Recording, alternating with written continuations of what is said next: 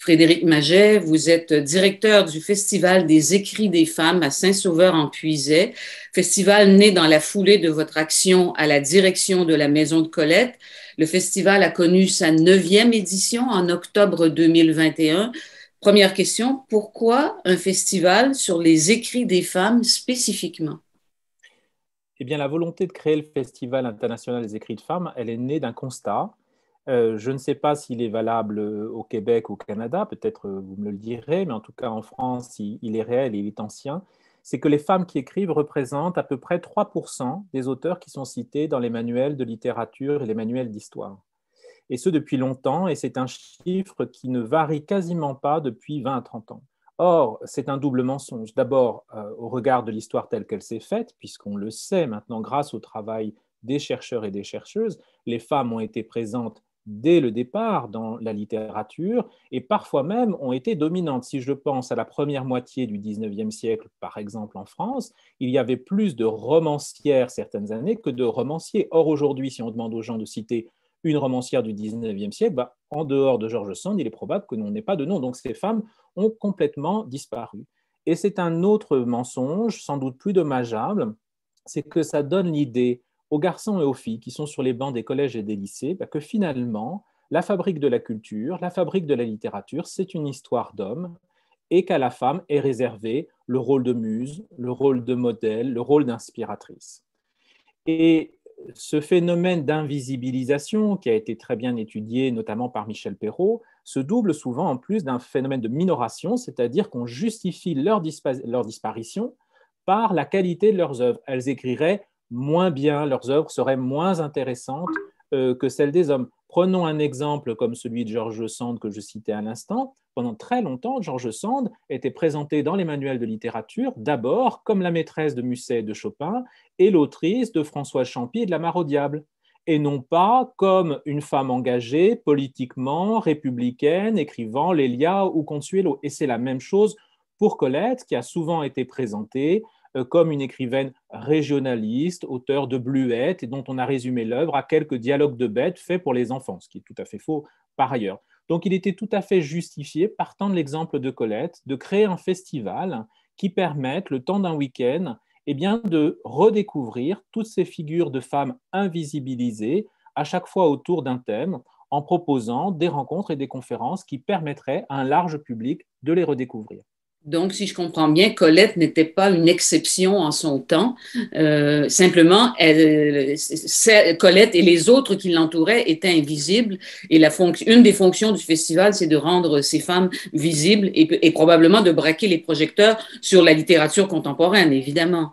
Voilà, exactement. En créant le lien, en fait, il s'agit, pour redonner une place à ces femmes, de les réinscrire dans une histoire donc, qui remonte pour nous jusqu'au Moyen Âge, on pourrait remonter à l'Antiquité, mais disons jusqu'au Moyen Âge pour nous, jusqu'aux figures contemporaines, pour montrer également d'ailleurs aux autrices contemporaines à quel point elles s'inscrivent dans une histoire continuée, qui est une histoire des femmes qui écrivent.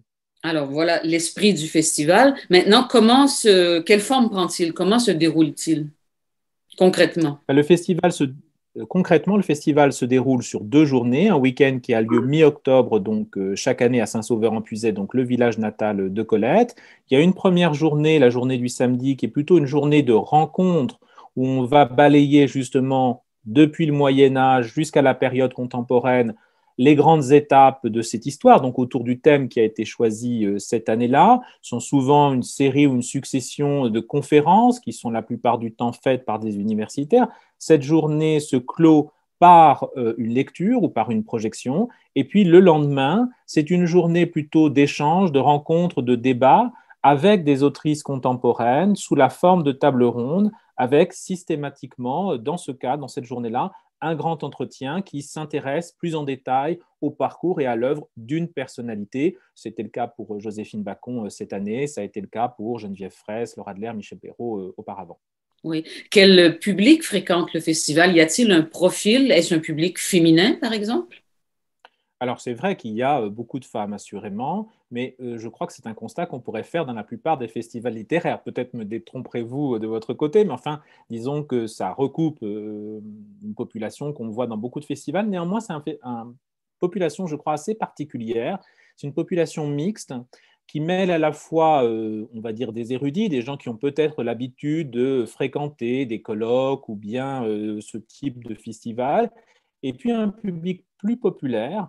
Tous ces publics se retrouvent avec l'envie de découvrir et de partager. Ça, c'est vraiment ce qui me frappe chez ce public. On voit des gens qui prennent des notes, on voit des gens qui vont discuter avec les auteurs, on voit des gens qui sont très attentifs. C'est quand même assez dense comme festival, parce que sur ces 2 journées, on n'arrête pas de faire des rencontres tout au long de la journée. Mais il y a des gens qui suivent du matin 10h jusqu'au spectacle du soir à 19h et qui sont là à tout pendant 2 jours. Donc c'est un public, je dirais, populaire, guidé par la curiosité et l'envie d'apprendre. Oui. Quelles ont été les réalisations les plus marquantes, on pourrait dire, du festival au cours des 9 dernières années? Il y a une histoire du festival tout de même. Oui, alors c'est vrai que depuis 9 ans, on a accueilli à peu près 220 autrices, on a participé à la redécouverte d'une centaine de femmes oubliées ou méconnues. Alors évidemment, dans toutes ces rencontres, il y a eu des moments plus marquants que d'autres. Je pense notamment à des rencontres avec des grandes figures d'intellectuels comme, je l'ai dit tout à l'heure, Michel Perrault, comme Catherine L'historienne Clément, Michel Perrault, oui. Michel Perrault, voilà, comme Michel Rio-Sarcey, Martine Storti, Nicole Pellegrin, Françoise Thébault, qui est la grande historienne des femmes pendant la guerre mondiale. Il y a eu aussi des rencontres tout à fait marquantes avec des autrices qui ont fait preuve vraiment d'une générosité extraordinaire. On avait la poétesse Inou Joséphine Bacon pour cette édition 2021, mais je pense à Vénus Kourigata, je pense à Florence Aubenas, je pense à Pinar Selek aussi, qui a beaucoup marqué les esprits, ou à Samaria Sbeck, la syrienne. Il y a aussi des femmes de science qui ont été tout à fait extraordinaires, des comédiennes qui ont livré des interprétations tout à fait émouvantes, comme Sabine Hautepin qui lisait le journal de Marie Curie, ou Andrea Ferrol qui lisait Alexandra David-Nel. Et puis il y a eu aussi, puisqu'il y a à chaque fois pendant les éditions du festival des expositions, on fait appel à une artiste contemporaine qui vient présenter son travail, qui généralement recoupe la thématique abordée cette année-là.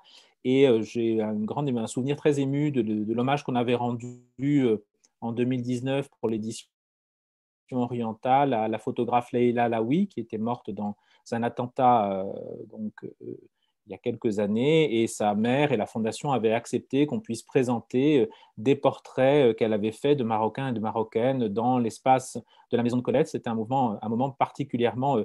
émouvant. Donc, ce festival n'est pas franco-français. Non, il n'est pas franco-français. On essaye en fait de créer des passerelles avec, d'abord dans le temps, puisque j'ai dit qu'on remontait assez loin dans le temps, avec d'autres pays.